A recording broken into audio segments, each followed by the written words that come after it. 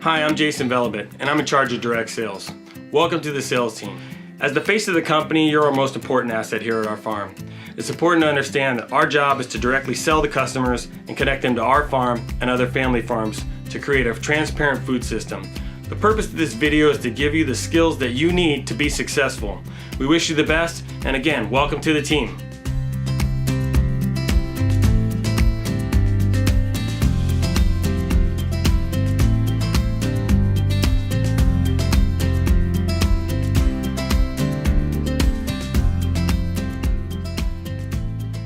We always emphasize the 4 steps of the sale, whether you're at the door, you're at an event, or you're street canvassing. So today we're going to discuss on a very high level what are the steps of the sale.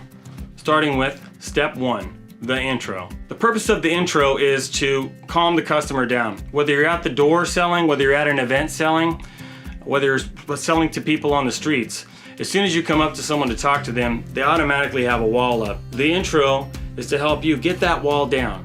So it's important to remember, we're not going to tell them that we're selling them something. We're not going to say delivery in the first part of our intro. What we're trying to do is a technique called the approach close, which basically we're closing them on the idea of, hey, you listen to me and I won't try to sell you anything. We don't directly say that. Here's an example of how an intro would look with an approach close built into it.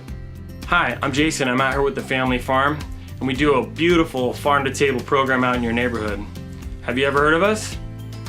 They say yes, they say no, it doesn't really matter. You go, just so you know, I'm not out here to take any money or checks today. All I'm here to do is tell you about our farm. Here, check it out.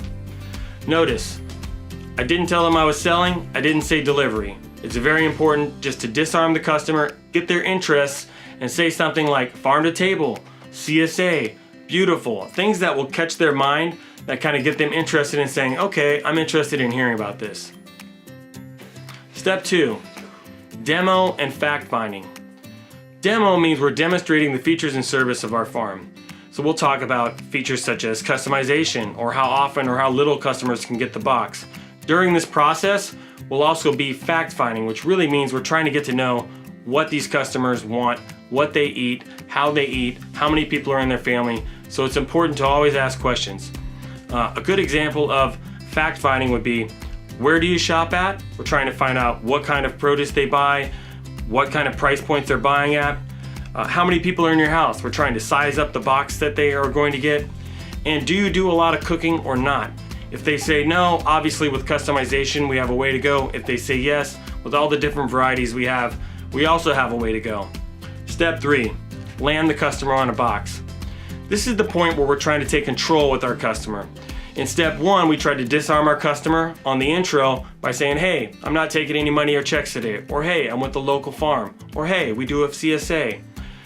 In step 2, I'm really trying to find out about the customer. I'm telling them about our farm, I'm telling them about the features and benefits of our farm, we're getting to know each other, I'm finding out about their family. But in step 3, which is landing them on a box, I'm now saying, based on all the information that you've told me, this is the box that I feel is best for you and your family. Very simple step. Step 4, the close. Going for the close can be as simple as asking a question or assuming the sale. If you've done all your homework in steps 1, 2, and 3, step 4 should come pretty easily for you. There are 3 main ways that we ask for the sale here at our farm. 1 is we just say, hey, would you like to give us a try? It's a yes or no question. 2 is we'll go ahead and assume the sale. We'll just start signing them up. What's your email? What's your zip code? Or what's in the middle is the either or. Would you like to try your first box either next week or the following week? That's kind of in the middle of assuming the sale and asking for the sale. Be cautious when you assume the sale, because if you haven't done enough homework in steps 1, 2, and 3, when you go to assume the sale, sometimes they could get a little upset and go, what are you doing? I'm signing you up. So make sure when you assume the sale, you go at the right moment. I prefer to do the either or, but the choice is yours. So wrapping it up, step 1, the intro. Disarm your customer. Step 2, demo and fact find. Get to know them, let them know about us. Step 3, land them on a box. Based on what you told me, this is the best box for you. And step 4, going for the close. Do you either want to try it this week or the following week? Again, enjoy the rest of this video series. Success.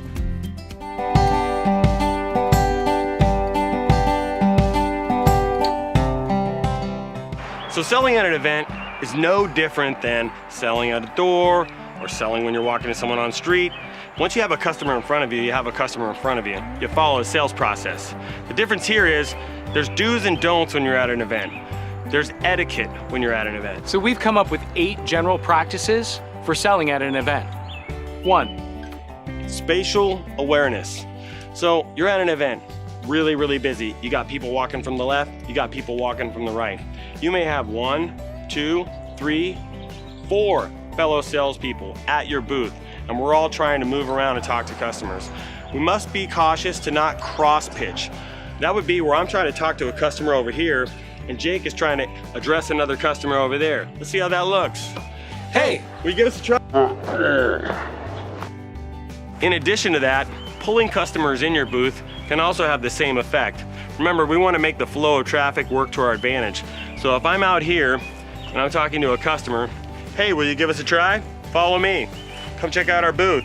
Whatever you're using to pull your customers into the booth, I want to bring them in.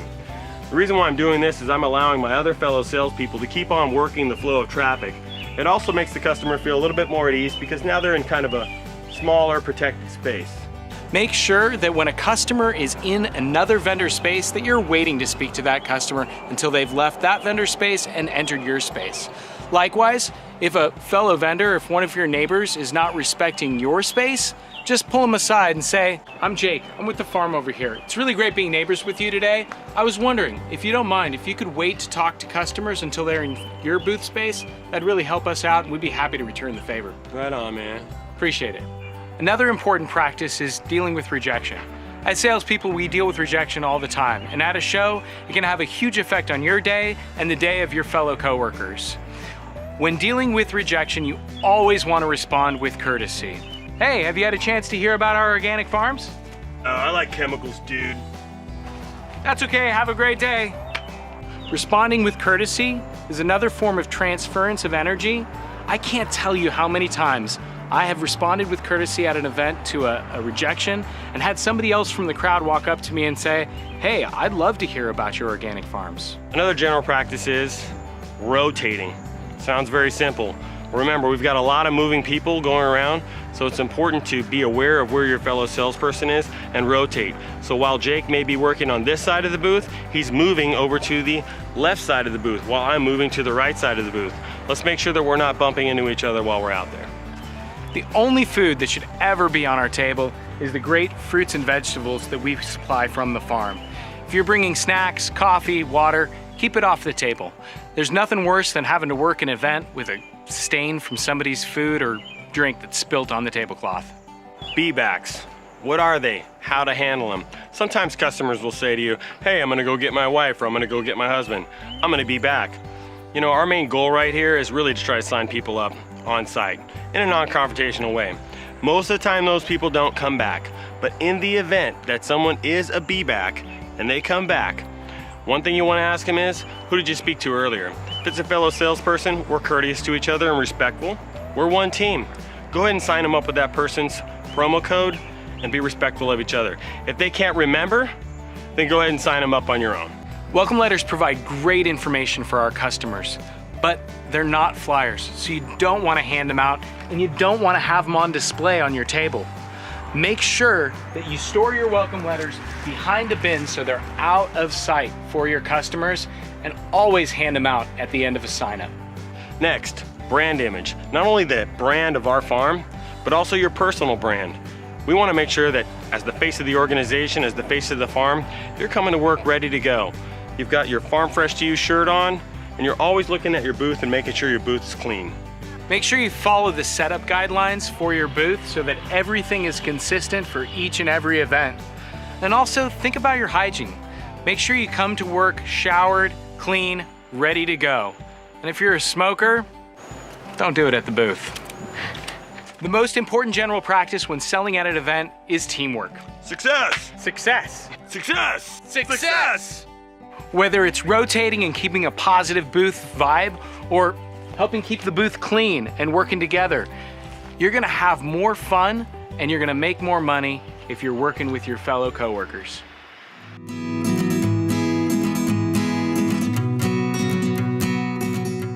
Like I always say, selling at an event, selling at the doors, selling on the street. Sales is sales. But the most important thing when you're out here at an event is getting people to stop. Now there's different types of communication. There's verbal communication and there's nonverbal communication. I'm gonna give you a couple of examples so we can put this into perspective. Jake, what do you see when I go like this? Hello, goodbye. What do you see when I go like this? Stop. Excellent. What do you see when I go like this? What? I don't know. All right, awesome. And what do you see when I go like this? Welcome, come on in. These signs, these kind of signs, hand signals, body language are inherent. They've been around us our whole life. The first thing that I'm gonna show you is what not to do. Jake's gonna walk over here and I'm gonna show you an example of a bad stop. Hey, have you heard about our farm? Yeah, no, hi. Thank you. In this example, I didn't really stop Jake in any way. As I'm waving hi, he's waving goodbye. Now let's see how I'll take that same hand, move it down into a stop position, and be able to stop Jake and literally pull him into our booth. Hey, how you doing? Have you heard about our farm? No. Where? Come check us out. Okay. Boom. Notice right there, I actually paced Jake slowly and stopped him up. My hands were like this. My hands were up in a stop motion. I didn't go like this, like, hey, do you want to check us out? I stopped him, directed him to our booth. If you just jump out and stop like this, it's gonna look a little weird and make people feel uncomfortable. So kind of pace with them. Now let's look at another example of what not to do again. Hey, have you heard about our farm? Sorry. Okay, thanks, man. So I kind of had my hands out, didn't really exude any kind of nonverbal communication that said confidence or come here. I'm just kind of like, hey, have you heard about our farm? But again, with these two hands, if I just had that hand in and moved out with the customer like this and drove him into the booth as I'm about to show you, it's totally different. Nonverbal communication. Jake? Hey, how you doing? Hi. Have you heard about our farm? No. Come here, let me show you. Sure. Notice how I kind of even pulled him in with my hand once I slowed him down. This is very, very important. You're trying to drive someone into your booth, create a buzz, create that energy so we all can sell successfully. Now I'm gonna give you an example of a slightly different type of stop. Hey, have you had a chance to hear about our organic farms? I don't think so. Step on in, let me show you what we're doing. Okay. We're a second generation family owned and operated organic farm. We've been growing since 1976. Here's a list of some of the stuff we're growing right now. Listen, where are you from? I'm actually from here. Great. Don't forget to ask where they're from. There's nothing more frustrating than spending all your time and energy on somebody who doesn't even qualify for our service. So we do a weekly harvest of what's ripe and ready. We box up a variety of fruits and vegetables that we've grown, and we bring them to your home. And we do that either once a week or every other week. It's up to you. Okay. So before we send anything, we'll list in an online account for you, just like this, showing you what we want to bring. Off to the right here is a list of everything we're growing for that week. So to customize, you just swap stuff out until you're getting what you want in your box. That's Make nice. sense? Yeah. How many people are you feeding? Two, me and my sister. Okay, and how often do you guys eat at home? A lot. We like to cook, so. Oh, good, Yeah. good. What about juices? You make juices or smoothies ever? We do. Perfect, you're gonna love this. So, Okay. based on what you're telling me, you're gonna wanna try the regular size box. That's this one? Yep, and today for the show, we're actually doing a special promotion so that you can try it out and see how it works. To do that, we jot down your name, address, phone number, and email. Okay. We'll help you pick a week that works for you to have us drop off the discounted box, and then we send you an email. The email gives you the direct link to the online account so that you can get to customizing what you get in that promo box. Cool. So, what's your email address? Once again, thanks for joining our team and being part of the food revolution.